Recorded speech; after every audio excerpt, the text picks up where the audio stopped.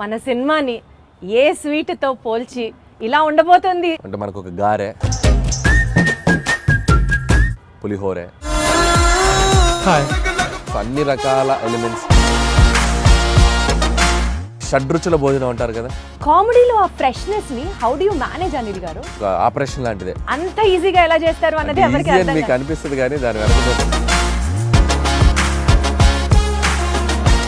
Most creative part of the day ఎప్పుడు అనిల్ గారు మీకు? మిడ్ నైట్, అర్ధరాత్ర? అంటే ఇన్ ద మార్నింగ్ అని కాదు కానీ నాకు ఎప్పుడు కూడా నాకు క్రియేటివ్ స్పేస్ అంటే నేను మూమెంట్ ఉండాలి. 40 ఫిల్మ్స్ కంటే పైగా తమిళ్లో చేసినటువంటి ఐశ్వర్య రాజేష్ గారిని కూడా మీరు ఆడిషన్ చేసి ఈ సినిమాకి సెలెక్ట్ చేశారు అని విన్నాము. వీటి గణేష్ ఉన్నారంటే నేను ఆయన బాడీ లాంగ్వేజ్ నాకు అర్థమైపోయింది. ఎవడరా మీరు అది వచ్చేస్తుంది, నేను చెప్పగలను. ఐశ్వర్యకి ఏంటంటే తను ఏదో జోక్గా చెప్తుంది కానీ ఆడిషన్ లా కాదు.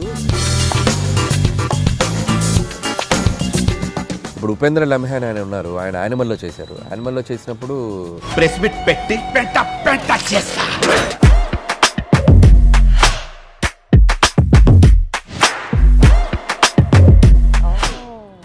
చూసుకొని నేను నరేషన్ ఇచ్చినప్పుడు అతను షాక్ అయిపోయాడు ఉపేంద్ర లమ్హాన్. ఇదేంటి ఈ నాలాగా పర్ఫామ్, ఈ నాలాగా కనిపిస్తున్నాడు ఏంటి, ఇన్ఫాక్ట్ నాకంటే బెటర్ కనిపిస్తున్నాడు ఏంటి అన్నారా? మీకు కాంప్లిమెంట్ వచ్చిందా? యా, ఈ టోల్ లైక్ దట్. నిజంగా చెప్పండి అనిల్ గారు, మీ లైఫ్లో వైఫ్ సెగ్మెంట్ కంటే ముందు గర్ల్ ఫ్రెండ్ సెగ్మెంట్ ఉందా? తెలుసో తెలీదో మీరు బ్లష్ అవుతున్నారు. లేదు, నేను చెప్పలేను.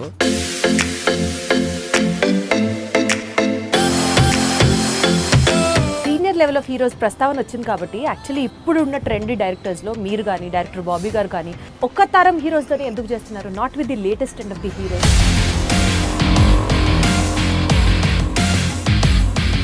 స్టార్స్ వచ్చి మాకు ఇచ్చేది ఆపర్చునిటీ, మేము వెళ్ళి అది అలా పోనీ జరగట్లేదు. జరగాలంటే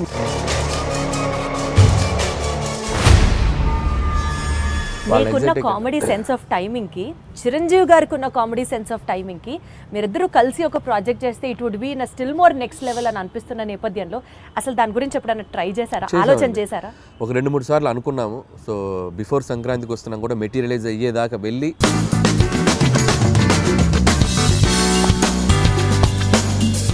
సోషల్ మీడియా మొత్తం గోదావరి గట్టు మీద సాంగ్స్ రీల్ అసలు మారం రోగిపోతుంది. That itself shows the cinema is like super success already before the release. ఈ క్రెడిట్ ఎవరికి ఇస్తారు?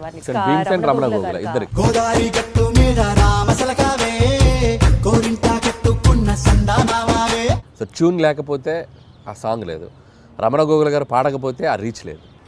కామెడీ సినిమాలు తీయడం చాలా ఈజీ కదా అని చెప్పి ఒక వర్స్ట్ అడ్వైజ్ మీకు ఎవరైనా ఎప్పుడన్నా ఏమైనా ఇచ్చారా? ఇస్తే ఏంటి, ఎవరు? ఒకటి తీరా బాబు అంట. ఆడవాళ్ళకి మీ ముందు ఇంకో ఆడదాన్ని తిడితే ఎంత సంతోషమో కదా కదా. మాకైతే అది చాలా ఉంది. ఏముంది అంటే సంక్రాంతి పండుగ వస్తుంది అన్న దానికన్నా సంక్రాంతికి వస్తున్నారు అన్న టీమ్ ఇట్ సెల్ఫ్, ఆ సినిమా రిలీజ్ అవుతుంది అనడానికి బోలెడంత ఎక్సైట్మెంట్గా ఉంది. And as usual I have with me the one of our favourite directors Anil Ravipudi garu. సంక్రాంతికి వస్తున్న టీమ్ అనిల్ రావుపూడి గారికి నమస్కారం. బాగున్నారా? Namaste Deepthi, how are you? Absolutely great, చక్కగా ఉన్నాను. మీరు ఎలా ఉన్నారు? సూపర్. ఏంటి అనిల్ గారు అంత సైలెంట్ గా, అంత కామ్ డౌన్ గా ఉన్నారు? అంటే నీ టోన్ రీసౌండ్ వస్తుంది నాకు. సో ఫస్ట్ నేను అది ఆ ఫ్రీక్వెన్సీకి ట్యూన్ అవ్వాలి కదా, అందుకని వెయిట్ చేస్తున్నా ఏ ఫ్రీక్వెన్సీలో ట్యూన్ అవుదాం. నేను ఫస్టే చెప్పాను కదా చాలా ఎక్సైటెడ్ గా ఉన్నామని చెప్పి, సో అదే టోన్ లో ఇలా మాట్లాడుతున్నా అన్నమాట. సో బేసికల్ గా సంక్రాంతి పండగ అంటే మనకి బోలెడు పిండి వంటలు గుర్తొస్తాయి కదా అనిల్ గారు. లైక్ ఫర్ ఎగ్జాంపుల్ జంతికలు, స్వీట్ పొంగల్, అరిసెలు, ఇవన్నీ మ్యాండేటరీ కదా. మీకు ఏది ఫేవరెట్? నాకు అరిసెలు అంటే ఇష్టం, కజ్జికాయలు అంటే ఇష్టం, సున్నుండలు అంటే ఇష్టం. బెల్లం సున్నుండలా, పంచదార? బెల్లం సున్నుండలు. పంచదార సున్నుండలు అసలు తిన్నా. బెల్లం సున్నుండలు అది మా అమ్మ చాలా బాగా చేస్తుంది, నెయ్యి వేసి నీట్గా కరెక్ట్ పోర్షన్స్లో చేస్తుంది. సో బెల్లం సున్నుండలు బాగా తింటాం. సో మన సినిమాని ఏ స్వీట్తో పోల్చి ఇలా ఉండబోతుంది సంక్రాంతికి వస్తే? మన సినిమాలో అన్నీ ఉంటాయి, ఒక స్వీట్తోనే పోల్చలేను. అంటే మనకు ఒక గారె, పులిహోరే అండ్ ఒక స్వీట్, ఒక దానికి కాంబినేషన్స్ ఉంటాయి కదా. సో అన్ని రకాల ఎలిమెంట్స్ కలిపి ఉంటుంది సంక్రాంతికి వస్తున్నాం. సో ఒక డిష్తో నేను ఒక పర్టికులర్ దీంతో నేను కంపేర్ చేయలేను కాబట్టి షడ్రుచుల భోజనం అంటారు కదా, సో అలా అనుకోండి. అన్ని ఎలిమెంట్స్, ఫుల్ మీల్స్, షడ్రుచుల భోజనం. పర్ఫెక్ట్. సో అసలు మామూలుగా F2 cinema was fun, F3 was super fun, ఇప్పుడు సంక్రాంతికి వస్తున్నాము, would be still more a better fun అని అర్థం అవుతోంది. బికాజ్ మీరు చేస్తున్న ప్రమోషన్స్ దగ్గర నుంచి చూసుకుంటూ వెళ్తే you have definitely taken comedy to a next level అన్నది అర్థమవుతుంది. కామెడీలో ఆ ఫ్రెష్నెస్ని how do you manage Anil గారు? కామెడీ ఎప్పుడు ఏంటంటే సిచ్యువేషన్స్లోంచి పుట్టుతుంది కామెడీ. ఒక్కొక్కసారి క్యారెక్టరైజేషన్ నుంచి పుడుతుంది. అంటే ఒక మనిషి బిహేవియరు, ఒక మనిషి ఎలా మాట్లాడుతున్న దాని నుంచి పట్టుకోవాలి. Most toughest job. సో అది స్క్రిప్ట్ అనుకున్నప్పుడు ఆ స్క్రిప్ట్లో కామెడీ ఎలా పండించాలి, ఎలాంటి క్యారెక్టర్స్ డిజైన్ చేయాలి, అలాంటి సిచ్యువేషన్స్ పెడితే కామెడీ ఎక్కువ వర్కౌట్ అవుతుంది అని చెప్పి అనేది ఒక చిన్న దాన్ని ఏమంటారు, ఒక ఆపరేషన్ లాంటిదే. కరెక్ట్గా అన్ని మీ ఆపరేషన్ అంత ఈజీగా ఎలా చేస్తారు అన్నది ఎవరికి అర్థం మీకు అనిపిస్తుంది, కానీ దాని వెనక మేము తలలు బదలు కొట్టుకుంటాం, మా బుర్రలు బద్దలైపోతాయి.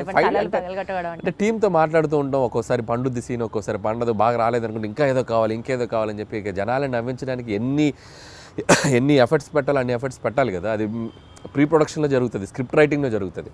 స్క్రిప్ట్ రైటింగ్లో ఒకటి, మళ్ళీ సినిమా ఎగ్జిక్యూషన్లో మళ్ళీ దాన్ని ఎలా మేకింగ్లోకి తీసుకురావాలి. It's like a long process.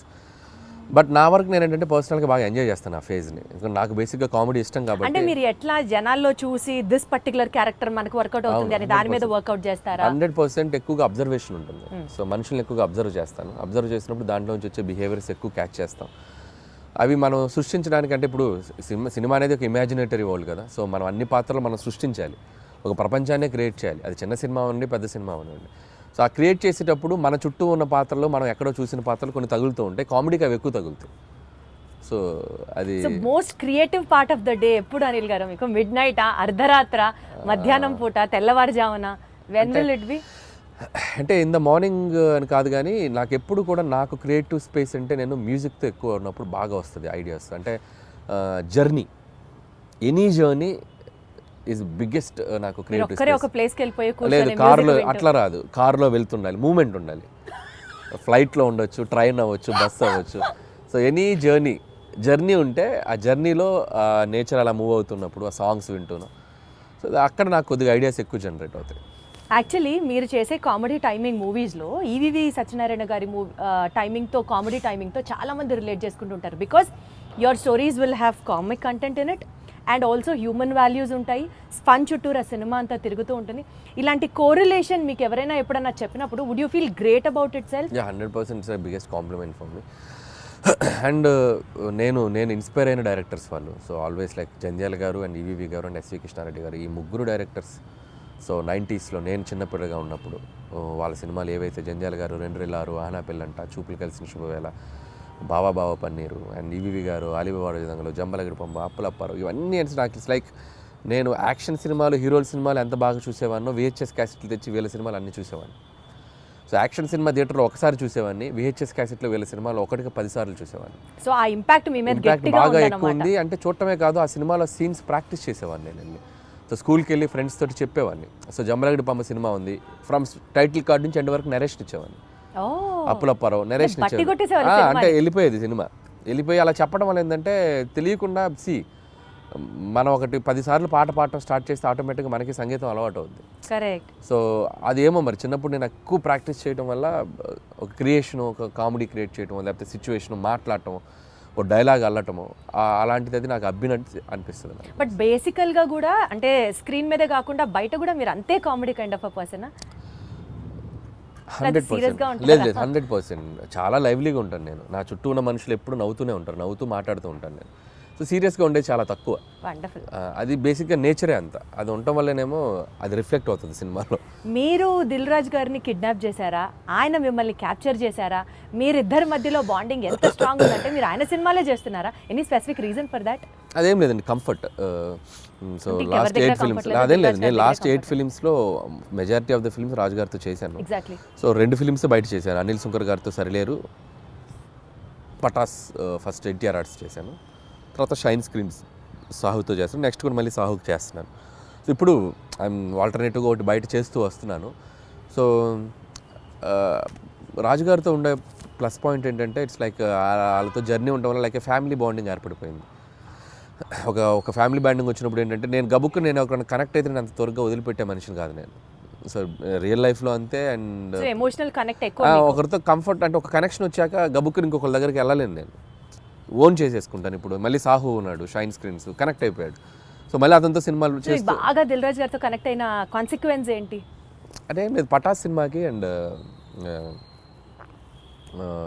ఈ స్టూడ్ ఫర్ మీ. సో అంటే ఎన్టీఆర్ ఆర్ట్స్ బ్యానర్లో చేసినప్పుడు ఆ సినిమా రిలీజ్కి ఆయన వచ్చి అన్ని ఏరియాస్ ఆయనే తీసుకొని కొనుక్కొని ఆయనే రిలీజ్ చేశారు film. So Pataas cinema so you always look up to him.